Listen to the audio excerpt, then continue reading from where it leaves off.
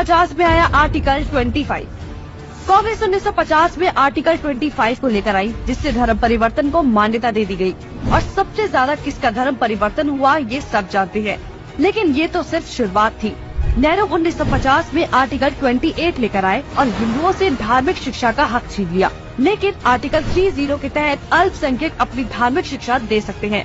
धार्मिक शिक्षा के बाद निशाने पर थी धार्मिक संस्थाएं।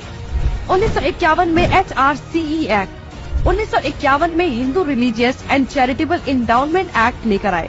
उन्होंने कारण दिया कि बड़े मंदिरों का रखरखाव सही से हो सके, लेकिन इसकी आड़ में कब्जे कर लिए, जिसके तहत भारत में मौजूद बड़े बड़े मंदिरों का प्रबंध सरकार ने अपने हाथों में ले लिया और मनमाने ढंग से इनकी संपत्ति का दुरुपयोग किया। और ये सिर्फ हिंदुओं के मंदिर पर लागू था, बाकी धर्मों या धार्मिक स्थल पर लागू नहीं था। 1956 में हिंदू कोड बिल आया। 1956 में नेहरू सरकार हिंदू कोड बिल लेकर आई, लेकिन अल्पसंख्यकों के लिए इन्होंने पर्सनल लॉ बोर्ड को बिल्कुल हाथ नहीं लगाया। मतलब एक ही है, देश में एक जाति कद संविधान कानून से और दूसरी अपने धर्म के कानून के हिसाब से, और आज भी यूनिफॉर्म सिविल कोड से कतराते हैं। कांग्रेस ने लगाई आरक्षण की आग। कांग्रेस आरक्षण लेकर आई, जिससे हिंदुओं को बांटने का काम किया गया, जिससे सबसे बड़ा नुकसान हिंदुओं को हुआ।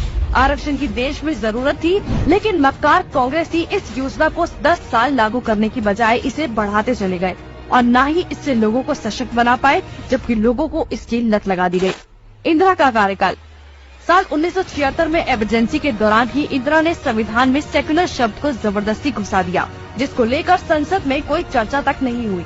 मतलब कि हिंदू बहुसंख्यक होते हुए भी भारत हिंदू देश नहीं कहलाया जा सकता, जबकि आप हमारे आसपास देखेंगे तो सभी मजहबी देश हैं, लेकिन हिंदुओं के लिए कोई देश नहीं बचा।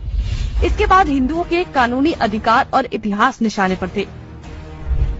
1991 में पूजा स्थल कानून। 1991 में कांग्रेस ने पूजा स्थल कानून बनाया, जो बेहद हिंदू